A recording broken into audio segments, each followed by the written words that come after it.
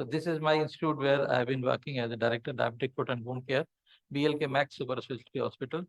Dear friends, the human feet, they are nature's surprise. They comprise of 26 bones, 29 joints, and 42 muscles. And according to Italian sculptor Leonardo da Vinci, a masterpiece of engineering and a work of art. And what is diabetic foot? First of all, let me tell you, any foot pathology that results directly from diabetes or because of its long-term complications. That is a diabetic foot according to the Bolton.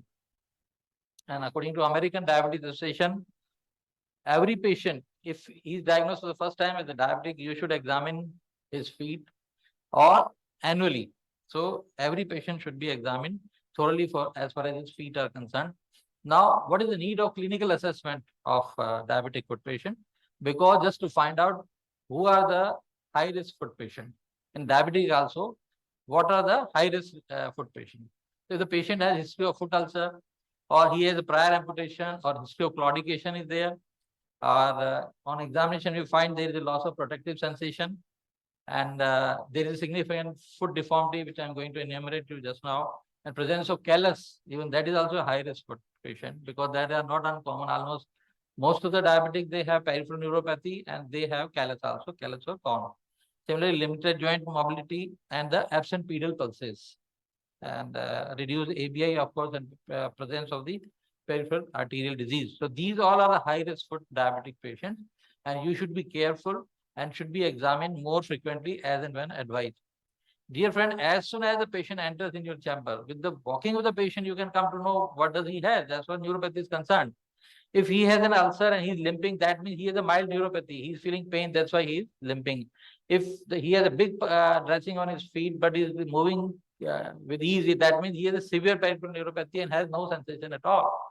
And then if he's slipping his chappal, is unable to wear the chappals, are unable to hold the weight, that means he has motor neuropathy, and of course the foot drop is a sign of motor neuropathy. These are the OPD podiatry kits, which I'm going to tell you later on.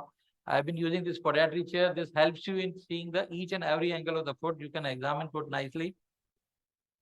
And as far as symptomatology of neuropathy is concerned, if there is a numbness of the feet, burning feet, or swelling in the feet, if there are pain in the feet, which is not uncommon, pain in the leg or calf muscle, and then slipping of chappal, patient will typically say that when I walk, I usually slip the chappal, or I have difficulty in wearing it. That's a very common symptom.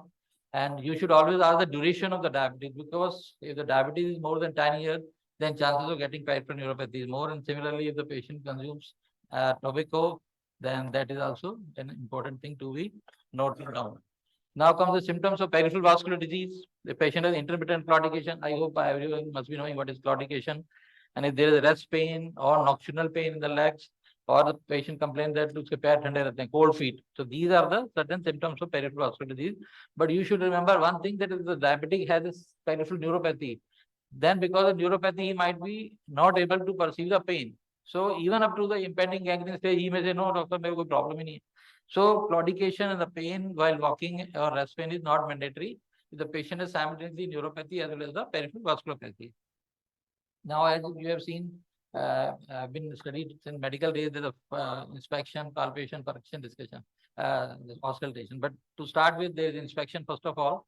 So in the different changes in the skin, which you can see, dryness and the turgid weight, they are the hallmark of autonomic neuropathy.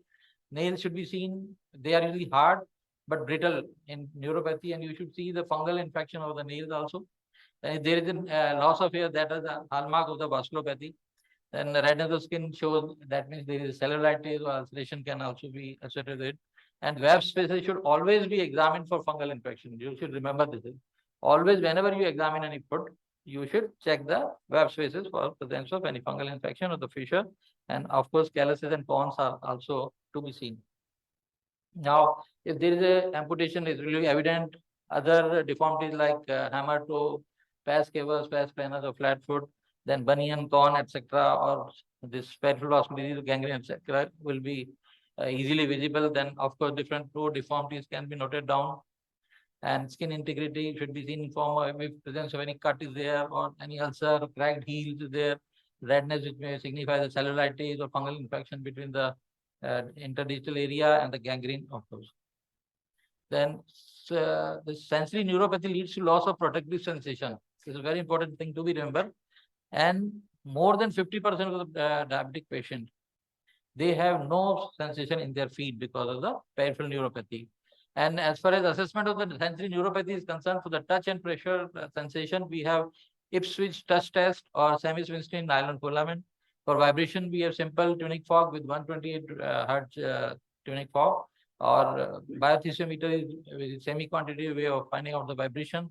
Then for heat and cold sensation, which goes earliest, we have tip thumb stick or the SCP sensitometer. Now, what is the Ipswich touch test? In this, after asking the patient to close his eyes, the examiner touches the first, third, fifth toe, tip of the toe, plus the dorsum of the toe of the both feet. Then if more than 2 insensitive sites are there, it means neuropathy is there. And it is as sensitive and specific as the monofilament test, but it does not require any monofilament, which is a nylon filament.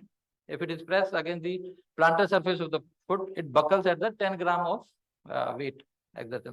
If patient cannot feel this pressure, that means he has a loss of protective sensation and chances of getting ulcer at that particular site is more.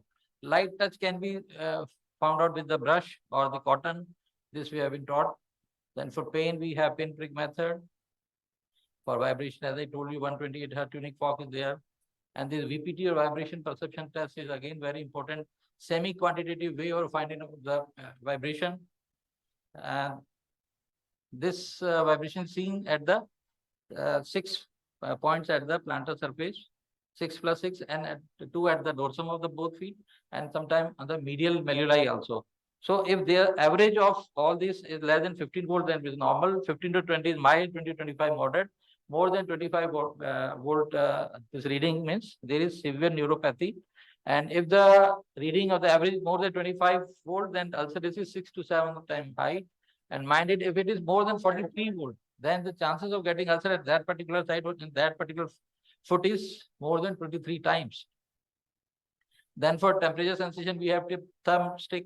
On one side, it is cold, and on the other side, it is not cold. Patient is asked on touching the both ends whether he feels it or not. Now, another way is HCP meter, which tells us by the semi-quantitative way of measuring the temperature sensation. Now we come to the palpation. The tenderness should be seen if a particular portion is there. So that signifies there may be underlying cellulitis, there may be underlying osteomyelitis, or deep abscess can be there. You should also note down the temperature of the foot also. By crude way, one is that we touch the foot with the dorsum of our hand. But IR thermometer is also very useful in this because you can do it subsequently just to find out the what is the after the treatment, how the prognosis has been there. So whether the improvement is there or deterioration is there. So IR thermometer is very important tool. Then capillary refill is to find out the peripheral perfusion. In this, you press the tip of the nail. If there is a blanching of the toe, and once you remove the pressure, it should fill the capillary should fill. So it should become again the pink from the white one after pressing. If it takes more than 3 seconds, that means the capillary refill is delayed and chances of peripheral vascular disease are there, particularly small vessel disease. Then comes the goniometer. For this is used to find out the limited joint mobility. This angle, this once you do the extension of the first this of the great toe, then this angle, if it is more than 30, then it is normal. If it is less than 30, that means there is a limited joint mobility, which is the hallmark of the subsequent diabetic neuropathy. Because with time there is a ligaments also they get also calcified or more so rigid, and they give more pressure. That is why there is more pressure under the first metatarsal head. As Dr. Gyan has told us, most of the ulcers they are confined to the under the first metatarsal bone, head of the first metatarsal bone. Then we have to, whenever see a patient of diabetes, you should always put your fingers on the peripheral pulses like this. Dorsalis pedis is present and the lateral to the extensor hallucis longus. Posterior tibial just behind and below the medial malleolus. Then popliteal in the popliteal fossa and femoral in the femoral triangle, center of the femoral triangle. Now we come to ankle brachial index. This is very important, a very simple test to be done. It is done with the help of Doppler probe and sphygmomanometer. This is a manual way, and this is the automatic way of measuring ankle brachial index. And ABI is the systolic BP at ankle divided by systolic BP at arm. And normally 0.9 to 1.3. If it is 0.7 to 0.89, that is mild obstruction is there. 0.4 to 0.69 is the moderate. Less than 0.4 is severe obstruction, and less than 0.3 means imminent necrosis is there. So you should be cautious and refer the patient for the this peripheral Doppler, peripheral vascular Doppler of both lower limb.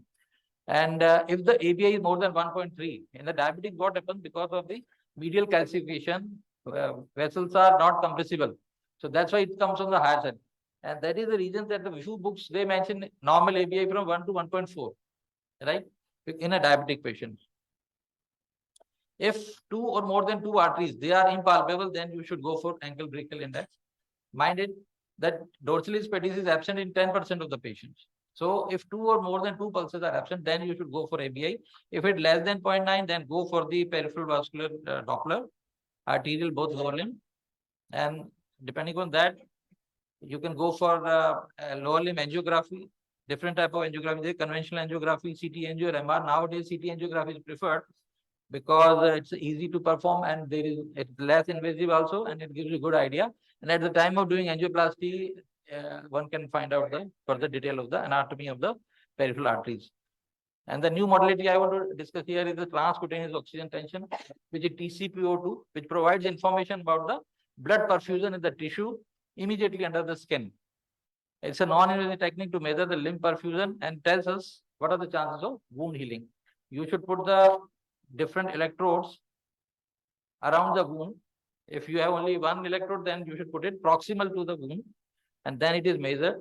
If it is more than 55, it is normal. Less than 40 is critical. Less than 20 needs, the patient needs revascularization. So it should be done just before the angioplasty or bypass surgery and should be repeated subsequently, so that you can come to know whether the whatever angioplasty bypass surgery has been effective or not, and whether the ulcer is going to heal or not. So this is very important tool which we have in a BLK Max hospital. This type of the graph, we find it. So it starts from the atmospheric pressure and comes down, and it becomes horizontal. At this level, this is the level. Here you see it's the 42 millimeter mercury. Then to find out the plantar pressure, there is a Harris mat for the static plantar pressure. And there is a dynamic plantar pressure also, where we make the patient to walk. And this is the F scan, which was there available in the foot lab of the Dr. Shaw College of Podiatry Medicine, where I did my fellowship in Chicago. But it is at the research basis, so it's not being available in India. And with the Harris mat, we can get this type of impression. On the left side, you will see is the high arch. This is the normal arch. This is the low arch or the flat foot. So this is a very important tool, very simple also, very cheap also, not very costly. And this shows how to measure the dynamic plantar pressure. We make patient walk over the platform, and we get this type of photographs. You can see, and this is a peaks and trough diagram. You can see the higher the peak, you can see here the patient has a callus under the head of the first metatarsal. So as I told you that the pressure under the callus or the cone is 20-30 times higher. So you can see the pressure is higher. Similarly, around the ulcer, you can see here the foot ulcer is there. So similarly, there is a red area that shows the high peak plantar pressure, and the chances of getting further deterioration, further damage to this area there. And if the under the callus, if you find this type of picture, that shows that this callus is likely to get an ulcer underneath. That's all for as far as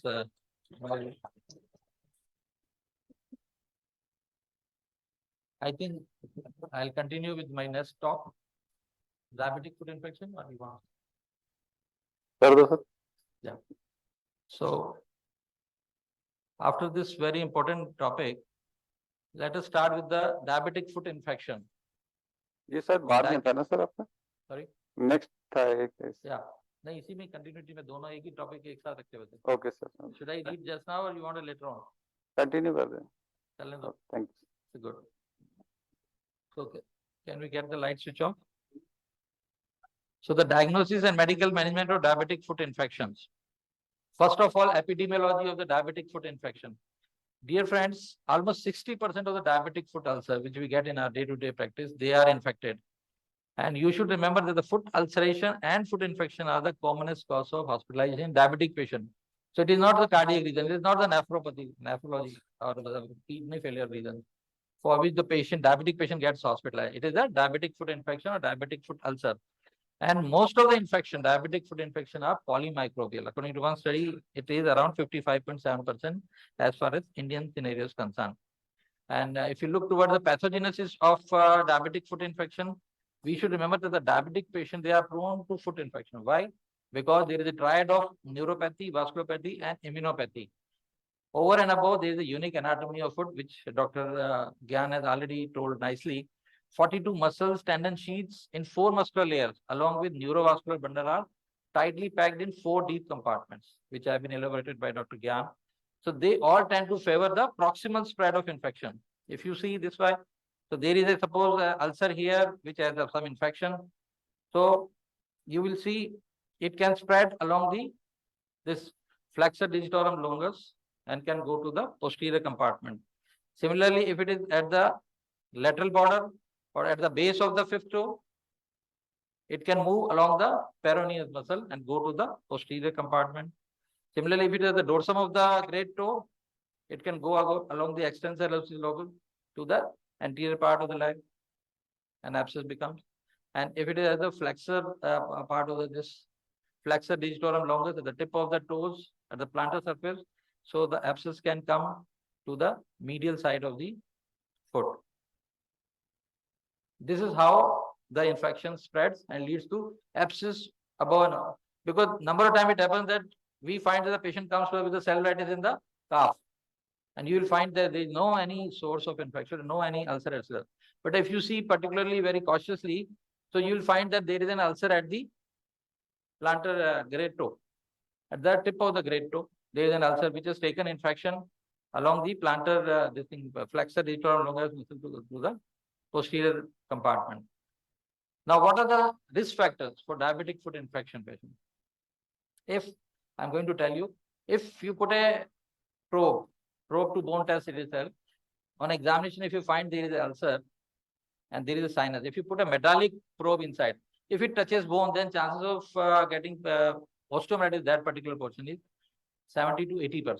This is not PTB or probe to bone test positive. And if ulceration has been for more than 1 month, that is also high risk factor for infection. History of recurrent foot ulcers are there, or a history of trauma is there. Presence of peripheral vascular disease of the affected limb is there. Previous lower extremity amputation there, or loss of protective sensation, which makes any patient to get vulnerable to get any ulcer formation leading to diabetic foot infection. Then presence of renal infection also reduces the body immunity, leads to a diabetic foot infection. And history of walking barefoot. This is also very important. You should always ask the patient, if you get any plantar ulcer, because walking bare feet is a very common thing, particularly in the south part of the India.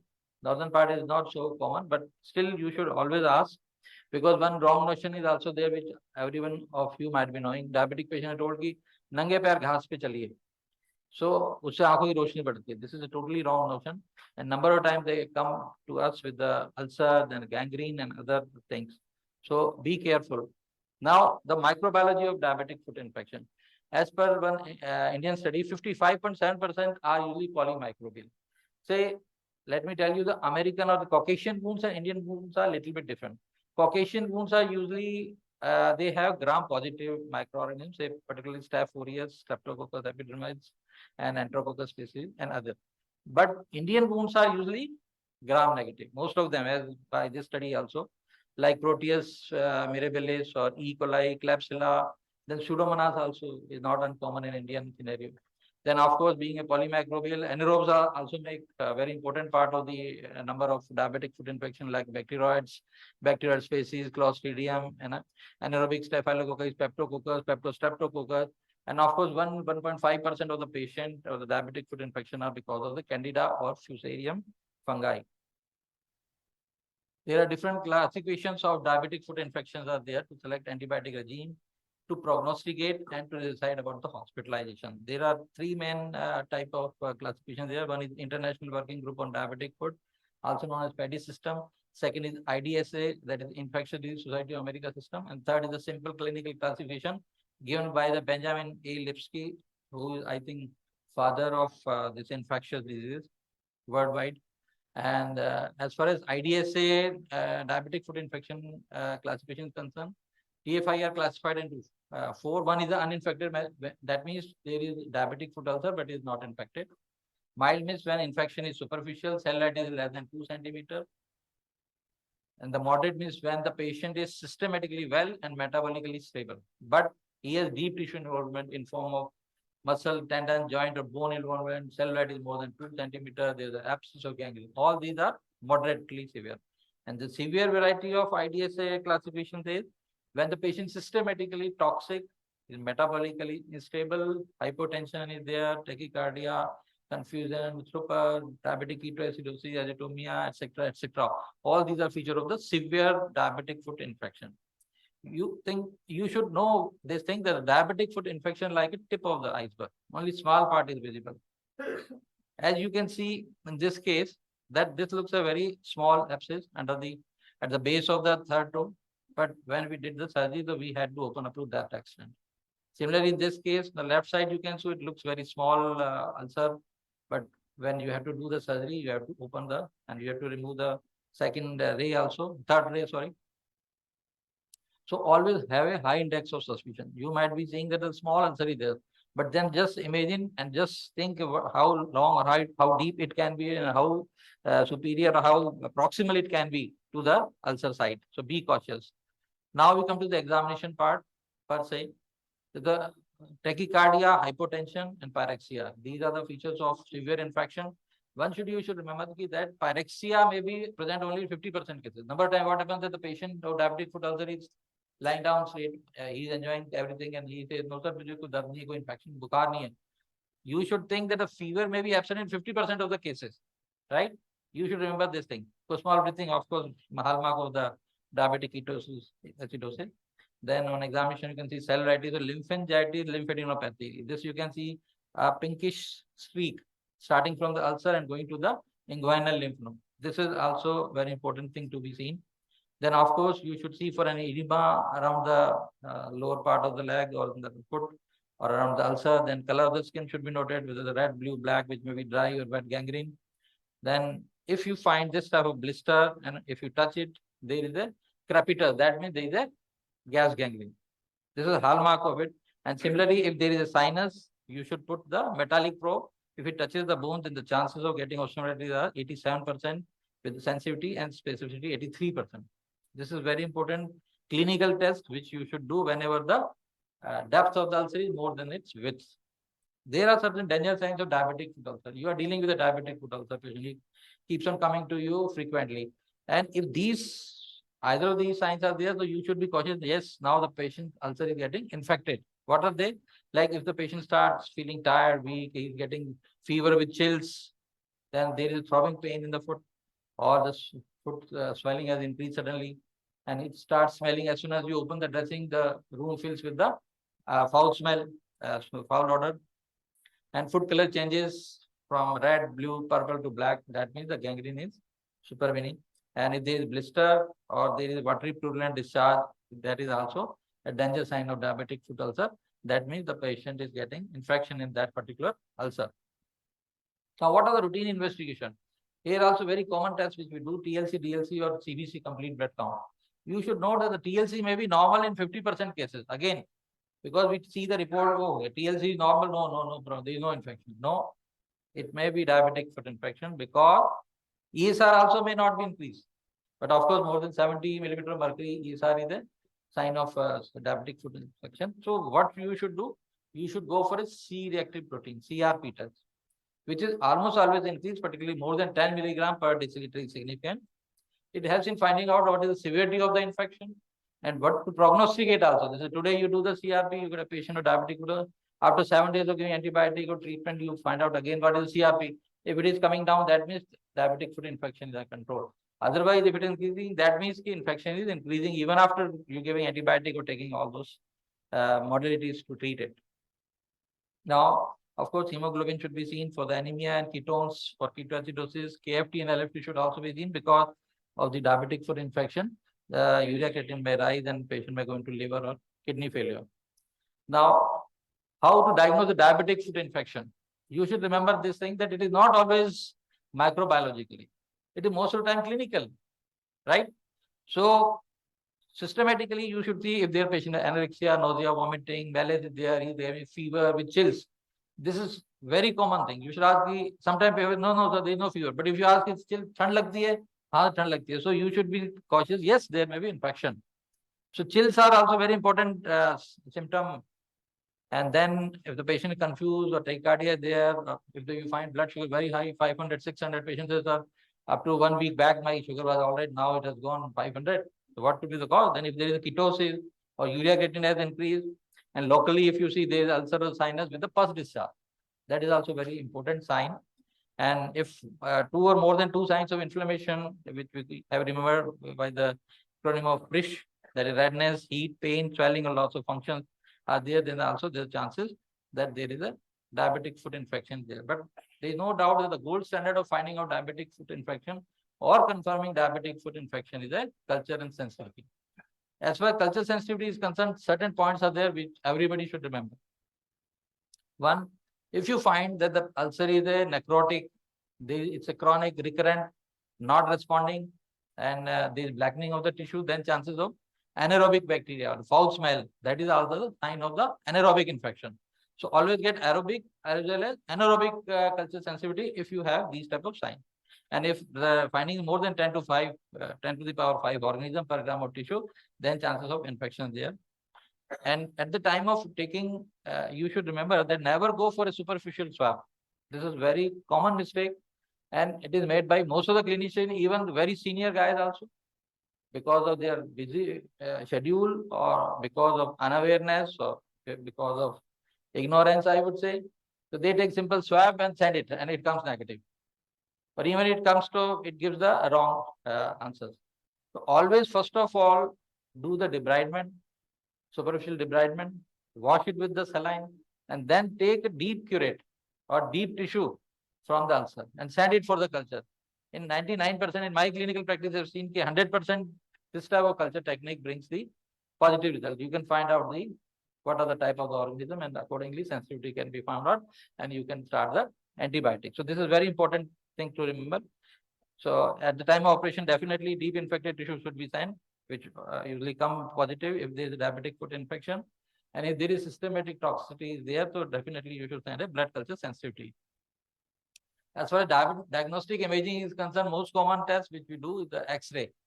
Depending upon the site of the ulcer, if it is the plantar, the forefoot is there, then get a X-ray AP and the oblique view. And if it is the posterior part of the foot, then X-ray AP and lateral view. You should remember this thing. But one thing you should remember that there it may be normal for 2 weeks, right? So these are the usually finding that there is osteoporosis with the surrounding osteosclerosis can be there, pathological fracture, then the loss of bone. These all are the hallmark of the osteomyelitis. CAT scan can be done, but the MRI is the diagnostic procedure. Why? Because it has a sensitivity of 90% and 80% of specificity. You can find out what is the depth of the abscess, whether the bone is involved or not. So MRI is the, I would say, the diagnostic procedure of choice for the osteomyelitis to be confirmed or to find out the extent of the depth of the abscess to be found out, because that picks up the soft tissue also. CAT scan is not going to tell you in more detail. Similarly, high resolution ultrasound sometimes can be done if there is a fluctuation. There is a liquidity, you can pick up with it, and then you can put a needle just to find out if there is a pus or not. And of course, radionuclide scan like indium 111 can be done. And if there is a osteomyelitis suspicion is there, bone culture and histopathological examination is the definitive diagnosis to find out if it is there or not. Now, friends, we come to the treatment of diabetic foot infection. Now, first of all, we should find out which antibiotic to be given, because diabetic foot infection, there the infection means antibiotics to be given, right? Now, there are certain points you should remember. What are the indications? So, should we give diabetic foot ulcer or diabetic foot ulcer patient antibiotic? This is wrong. If the ulcer is not having any clinical signs, symptoms of infection, never give it. You should remember, because what happens, the infection subsides to later in the treatment, but we keep on giving antibiotic till the ulcer heals totally, which is wrong practice. Because it has been seen that if the antibiotics are given without infection, so then there is a side effects chances are there. A lot of cost is also incurred and chances of developing resistance is always there. So mind it. Now, which antibiotic to be given? To start with, here one I would like to mention, whenever a diabetic foot infection patient comes to you, first of all, clean it with the normal saline. Do the debridement, whatever you can do, and send the culture. Then put the betadine or any antiseptic, or otherwise what happens usually as soon as the ulcer comes, we clean it with the betadine, etc. And then we take the culture swab and send it to the, which comes negative. So you should remember this thing by heart, that before sending the culture, never apply any antiseptic with the betadine or anything else. So to start with giving empiric treatment, ideally treatment should be according to the culture sensitivity report, but it takes 2-3 days. So you have to give some medicine. They are known as empiric therapy. There are certain principles of giving empiric therapy also. They should cover most common pathogens. So as I told you, the gram-negative organisms are more common in India than the gram-positive, but definitely they are polymicrobial. So you have to give antibiotic which covers the most of the organism, or you have to give polymicrobial treatment is to be done. So narrow spectrum treatment should be given when it's a mild infection. If it's a severe and chronic diabetic foot infection, you should give always broad spectrum antibiotic and try to include, as per the USA guideline or the Caucasian guideline, the antibiotics for the staphylococci and the streptococci. These are the different empiric antibiotic regimens are there according to Benjamin Lipsky. For the mild to moderate infection, cephalexin, amoxiclavulinic, clindamycin, diclofloxacin can be given. They are given orally for entire course. For moderate to severe infections, we give usually intravenous to start with, and later on, if the patient gets stable, we give orally, like MP sulfa, then Clinda plus Cipro, linezolid plus fluoroquinolone, Pipra, Tejo, fluoroliver. These all are the drugs which can be given. Then for life-threatening infection, patient is in toxic state, then prolonged IV infection is to be given, like imipinam, silacin, clindamycin, tobramycin, plus ampicillin, Pipra, Tejo, Genta, meropenem, and different tegoprane, but there are number of medicines are there. If there is a clinical suspicion of MRSA, then you should give the linezolid or vancomycin. Then of course daptomycin, cunipristin, dalfopristin can be given. These all are empiric antibiotic regimes. Now, what are different antibiotic routes? Usually, the topical antibiotics are given for the mild infection. But there has been no published data. But lately, two local ointments have come in the clinical this thing scenario. One is the pexicanin acetate 1% cream, and it has been seen 85 to 90% clinical response has been seen. Another is Faspixon, which has healing rate of 60% in comparison to 35% in comparison to the other therapies. And this has been approved in a Korean this thing medical sciences. Even Singapore, Malaysia, they are using it also, but not been approved by the FDA. Now, oral medicine are they less expensive, more convenient. You should remember the list of these medicines. Good bioavailability even on oral route. Best bioavailability is linezolid. It is 100% bioavailable. Then comes the clindamycin, which is around 80-85%. Then metronidazole and fluoroquine. So if the patient is not vomiting, he is tolerating the medicine. So rather than giving intravenous linezolid, it is better to give orally because it reduces the cost and side effect also. Remember, these are very important parts you should remember. If patient has severe infection or systematically illness is there, or patient can't take orally, or oral formulation is not, I would say, meropenem, imipinam, they do not have their oral preparation, so you have to give intravenous route. Now, certain non-conventional route I am telling you. Fourth is a retrograde venous transfusion. In cases of venous varicose ulcers, we give BP cough is infiltrated with thigh antibiotic, and it is given through the pressure into foot veins. And intra-arterial antibiotic given when the arterial ulcer is there or the wet gangrene is there. Then if there is a gap in the bone and it is infected, then you can give put antibiotic loaded beads for the bone cement. Just like Stimulon is available in the market. So these beads can be put in the bone space, and they are not absorbed. So gradually they fall down, but they give a structural support to growth of the tissue, and that's how the osteomyelitis takes care, because you can impregnate this stimulant pellets with the antibiotic also, say minoglycol, say micacin, etc. You can put. Now the duration of therapy. This is also very important that it should be given Normally, we give antibiotic course for the 5-7 days, or at max 10 days, or maximum 15 days. But in diabetic foot infection, the scenario changes. If it is mild to moderate infection, you need to give antibiotic for 1 to 2 weeks. If the more severe cases, you have to give antibiotic for 2 to 6 weeks. Sometimes for the longer duration, as far as bacteremia is concerned, or the patient who cannot undergo surgery or who have a surgical metalwork at the diabetic foot infection site. And again, as I told you, that stop antibiotic if there is no sign symptom of infection. If the diabetic foot ulcer, you find there is no sign symptom of infection, then stop antibiotic. Don't keep giving till the wound completely heals. Then antibiotic choice, as I told you, depends upon the culture and sensitivity. Once you get the culture sensitivity report, there are 3 scenarios. One, the lesion is healing and the patient is tolerating it. Never change the antibiotic according to the culture sensitivity report. Whatever antibiotic you have started empirically, continue with it. Don't change it according to the culture sensitivity report. It might be different. If infection is not responding, then change antibiotic according to the culture. Obviously, once you got the test report.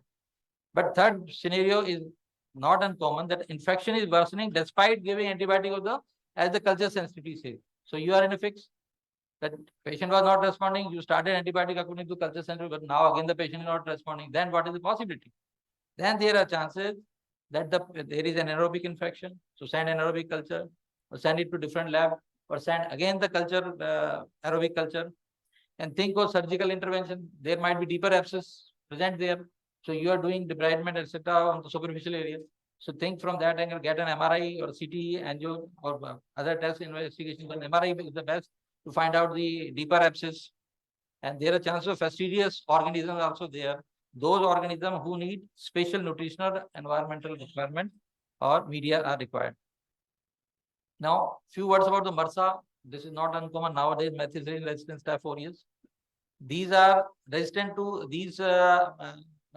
bacteria are resistant to beta-lactam antibiotic. What are the beta-lactam antibiotic? Penicillins like methicillin, dicloxone, naphthalene, oxalin, and all cephalosporins. And they have become a menace. You can see in USA also the graph is going up as far as MRSA is concerned. And they are merciless because incidence is increasing every year in high-risk group particularly. And it is associated with the longer healing time, higher amputation rate, and higher mortality. So that's why MRSA is in fact very important. And what are the antibiotics to be given? They infection-wise they can divide into two. One is healthcare related, other community required. In healthcare related, vancomycin is a drug of choice. But now there is a vancomycin resistant cases also coming. They are Versa. And if the community acquired MRSA is there, then you can give Clinda, fluoroquinolone, erythromycin, and rifampicin also. Nowadays, nobody gives trimethoprim and sulfamethoxazole because we have this safer drugs available. And if there is either of the two or Versa, then linezolid, quinapristine, dalfapristine, or daptomycin can be given. Now, few words about the osteomyelitis. As we know, they are just like the diabetic foot ulcer, they are polymicrobial. Different microorganisms has been shown. And preferably antibiotics should depend upon the culture and sensitivity report, but they should be given for the longer duration, as I told you earlier. And empirically give those antibiotics which are better bone penetration. Now you remember these antibiotics also, which are good bone penetration. You can note down also clindamycin, fluoroquinolones, macrolides like azithromycin, and linezolid. They are the antibiotics who have better bone penetration. They should be given to start with parenteral and later on can be shifted to oral for 6 weeks. And for chronic osteomyelitis, you should remember that you should remove the infected bone part. Because if the sequestra remains inside, or that tissue, that bone is lying inside, it may not heal, whatever you do. So surgically, you have to remove that bone sequestra. Now, about the gas gangrene. Gas gangrene is a dangerous bacteria infection causing exotoxin-induced myonecrosis and gas formation within gangrenous tissue. You can see this type of picture is not uncommon in our clinical practice, the one who deals with the diabetic foot ulcer cases. So the presence of gas bubbles and crepitus on palpation. If you put your hand, you will find a crepitus there. This is a hallmark of gas gangrene. It is usually caused by the Clostridia perfringens, which is anaerobic, gram-positive, and spore-forming bacteria. Others may be Clostridia novii, anaerobes like Streptococcus, bacteroids, and Klebsiella pneumoniae. They also may cause the gas gangrene. On X-ray, this is the best thing to do. Even sometimes you pick up with the simple X-ray, and MRI also tells about the presence of gas bubble in the soft tissue. As you can see here, huh? black spots on X-ray. And the drug of choice, antibiotic is penicillin plus clindamycin. That too in the higher doses as I've shown, and you have to give it sometime for the 1 month, up to 10 to 28 days. And if the patient is sensitive to penicillin, then you have to give clindamycin plus pipra plus stajo or cefotaxime or imipenem or ertapenem. So this is a very important thing to be remembered. And of course, you should debride and excise or ampute the part of the gas gangrene. Otherwise, it is going to extend or going to ascend very fast. And HBOT or hyperbaric oxygen therapy also has a very important role because it has been found to prevent the growth as well as killing the Clostridia perfringens. Now, after this, after giving antibiotic, you have to do the debridement of the ulcer. But there are certain principles which you should remember, because usually whenever we get diabetic foot ulcer, we go for the debridement. If there is a cellulitis, never do any debridement. Another thing is the debridement of neuropathic and ischemic ulcers are different. And they should be repeated on every follow-up visits. And it has been found that if there is inadequate debridement, the infection is going to persist and it is going to be non-healing. So always do debridement thoroughly. Surgery should be reserved for the deeper and severe infection. And more important thing is prior evaluation of vascular status is must. Because if you are not going to open the anterior tibial, posterior tibial artery, etc., then chances are there that the whatever debridement has been done, it will fail. Patient is going to get it again because the vessels are not open. So whatever antibiotic, etc., you are giving, it's not going to the ulcer site. So it is going to recur and not going to treat. And similarly, if pus pockets are there, they have to be opened. Now, important next point is the mechanical control or offloading, which is the cornerstone of treatment. Patient should not walk because every step which he takes is going to spread the infection and is going to increase the diabetic foot infection. So no weight bearing ideally until wound is healed up. So what is the best offloading technique? Best is just lie down complete bed rest, which is not possible. So that's why we give different offloading shoes, etc., which I'm going to tell you in another lecture. Now, next point is vascular control, because there's been seen if you improve the blood flow to systemic foot, it controls diabetic foot infection. As I told you, that antibiotics can reach there, but you should postpone the revascularization until sepsis is controlled. You remember? So first of all, take out the pus, then do the angioplasty or bypass next day, something like that. Then comes the metabolic control. This is also important. You do whatever, but if you're not going to control your blood sugar of the patient, then probably this ulcer is not going to heal. So take care of that. You can refer it to diabetologist. And if there is dehydration or diabetic ketoacidosis, take care of it. Hypoproteinemia and nutrition to be looked after.